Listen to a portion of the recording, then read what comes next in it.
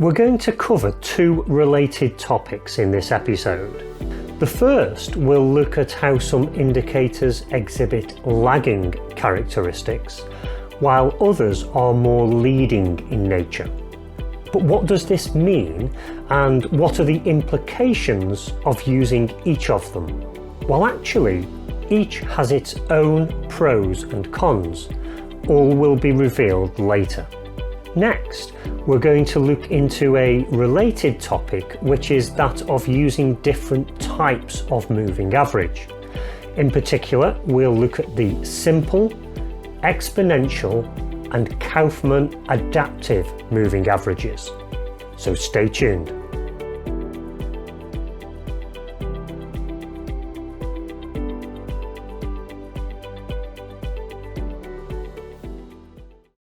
So, as I said in the introduction, this particular episode is going to cover two related issues. And this will actually be the last episode of this mini-series that I've been doing on indicators. So first off, we're going to look at the difference between lagging indicators and leading indicators and some of the implications of that.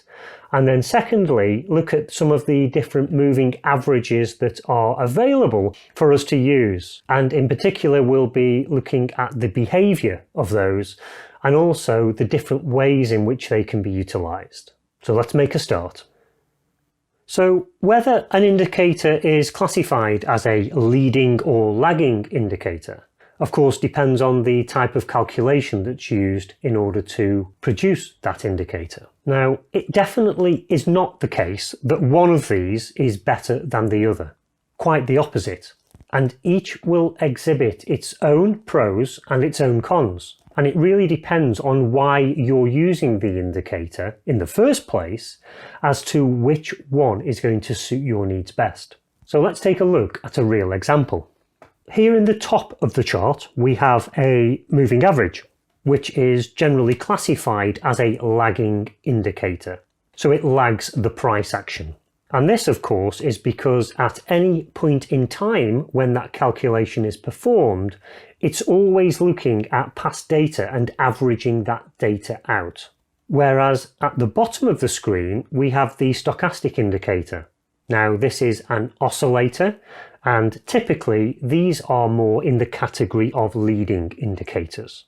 And generally speaking, this is because the calculation is done in a different way, which is based on the difference between prices in recent price history as compared to the average of them. So let's take a look now at how this manifests itself in the chart. So if we start by looking at the moving average, what you'll notice here is that whenever the price changes direction, so if we look at this mini downtrend here, you'll see that the moving average only turns down after the trend has actually started.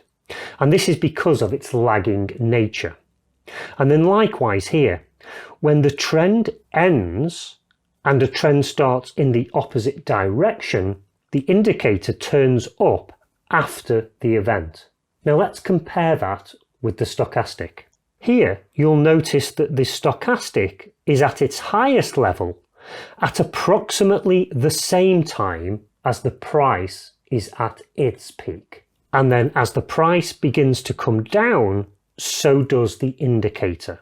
And you can see that for this peak here, also for this trough here. And in actual fact, you'll notice that here the indicator starts to rise before the price does itself. And this is why this is known as a leading indicator. So what are the pros and cons of each of these?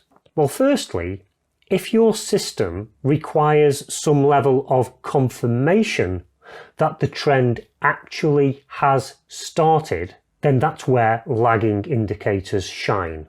So here, the lagging moving average would not give you any signal at the point at which the trend started. It would instead wait for that trend to start before you got the signal, providing that valuable confirmation that the trend has indeed begun. Now, the downside here, of course, is that you don't get into the trend at the optimal point. Now, for leading indicators, the opposite is true.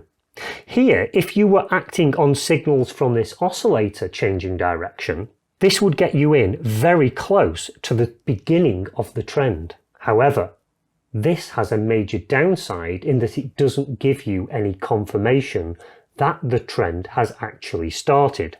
And here is an example of where that might be a problem. So here the oscillator has come up and it started to come down, but look, the trend actually continued in this case.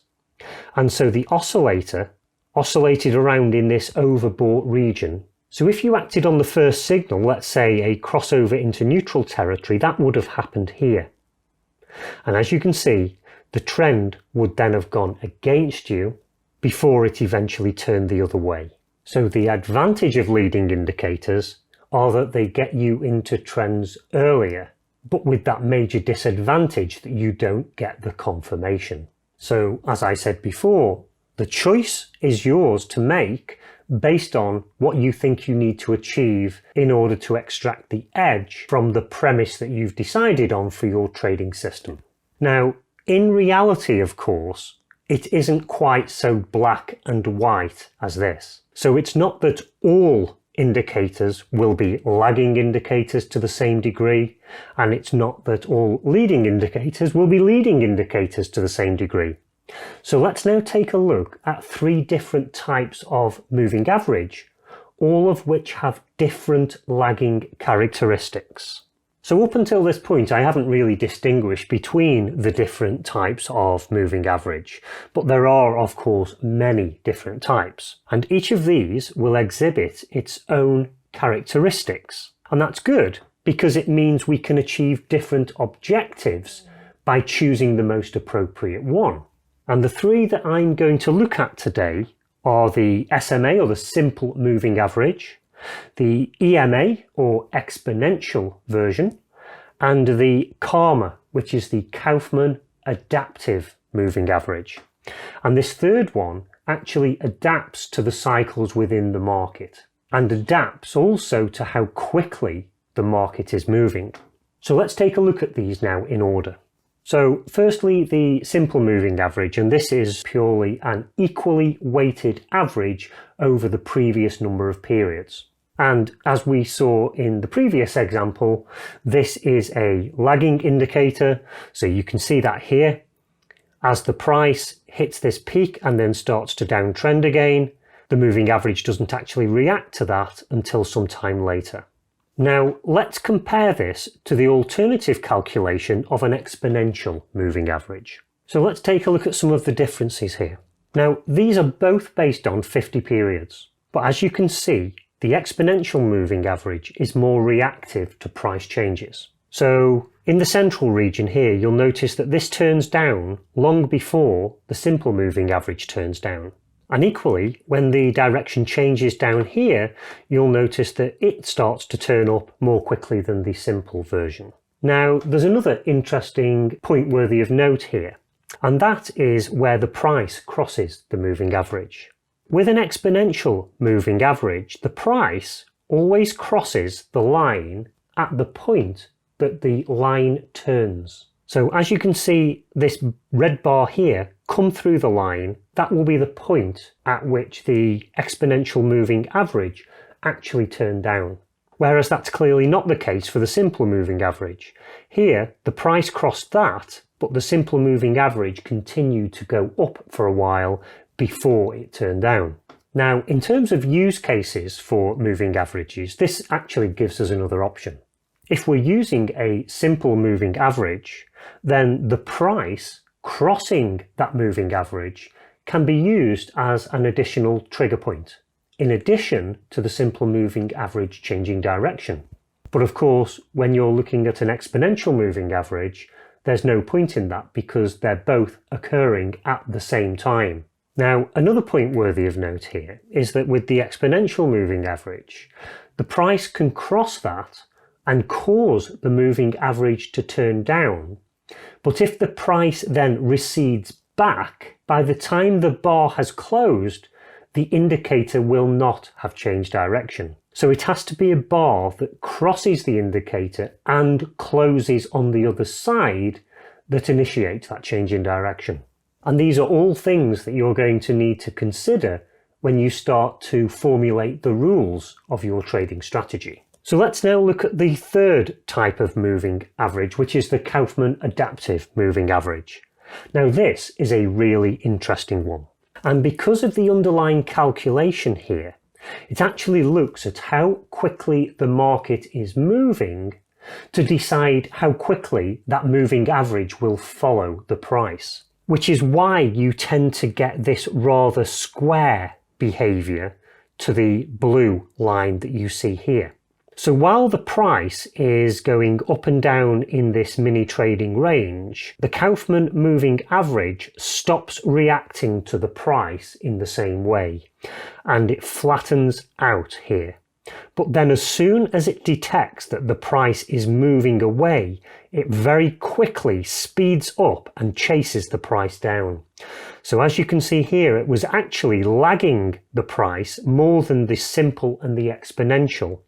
But then as soon as it detects this rapid movement in the price action, it quickly overtakes these two moving averages and quickly mimics the price. But then again, as that begins to go into this trading range at the bottom, the reaction to the change in price slows right down and almost flattens out along this period. And then again, as the price shoots upwards here, the indicator reacts to that and quickly chases it past the other two moving averages and eventually reaches the price here. So because of this completely different way in the dynamics of the Kaufman moving average compared to the other two, I'm sure you can think up ideas about how you could take advantage of this, or think of certain trading strategies that you have in mind and how this could meet the need of those in a better way than a more standard moving average. Okay, so sadly that brings us to the end of this mini series on indicators, and I really hope that you've got value from that and you've enjoyed it as much as I've enjoyed delivering it. But next time we're going to move on to a completely new subject. So be sure to subscribe to get notified when that's available, and until next time, trade safe.